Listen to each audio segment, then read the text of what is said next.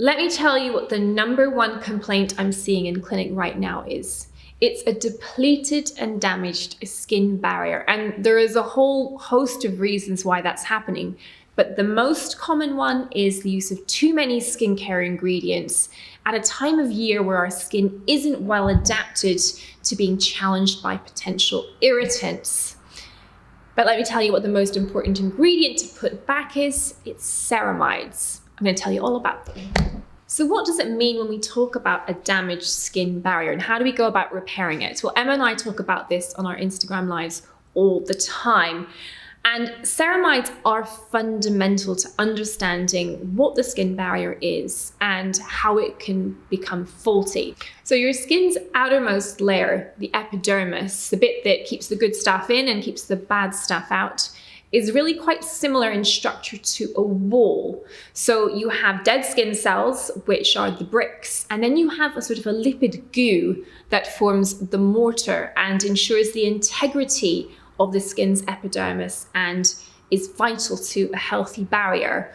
And ceramides are up to 50% of that lipid goo, so they're a type of fat.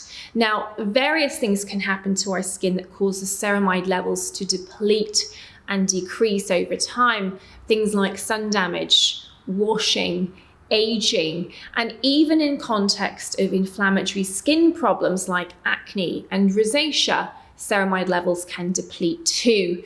So it's why there's become a fascination around this ingredients group when it comes to skincare. I think the link with acne warrants extra mention, just because it's not something we intuitively think of, acne and sort of dry, depleted barrier in skin. But in fact, lower levels of ceramides can actually trigger hyperkeratosis, which can encourage follicular plugging, and that leads on to the dreaded comedones and breakouts. And I think it's part of why we're all prone to breaking out on an aeroplane. It's that low levels of humidity cause the skin to dry out and encourage everything to get more clogged up. So ironically, given that many acne sufferers aren't keen on using moisturizer because they've had negative experiences, a ceramide-enriched skincare system is actually key to supporting their skin whilst they're using potentially irritant acne actives like retinoids and azelaic acid. So when it comes to repairing a damaged skin barrier, I think ceramides are one of the go-to ingredients. And the reason they're so helpful is because they are versatile. They're suitable for all skin types and will be hydrating even in oily skin types where you might naturally think, oh gosh, I'm not sure I want to use a moisturizer in context of oily skin, but very helpful even in oily skin combination skin types. And they're suitable for those with acne-prone skin because they don't tend to clog for the reasons I mentioned. And they tend to be very calming in those with rosacea, where a damaged skin barrier is often part and parcel of the problem. They're also really helpful if you've just been overdoing products and your skin is behaving a little on the sensitive side and you just need to take a complete break from active ingredients and just get your barrier back to normal health, a process that can often take 10 to 14 days. So ceramides are an important part of the Dr. Sam's range. We've introduced them into Flawless Moisturizer Light and also into Flawless Lip. And I included niacinamide in Flawless Moisturizer because that increases the amount of ceramides the skin produces by itself. And it's really to ensure that barrier support is sort of included in every single skincare regime from the range, because I think it's fundamental to using actives successfully and engaging with them consistently.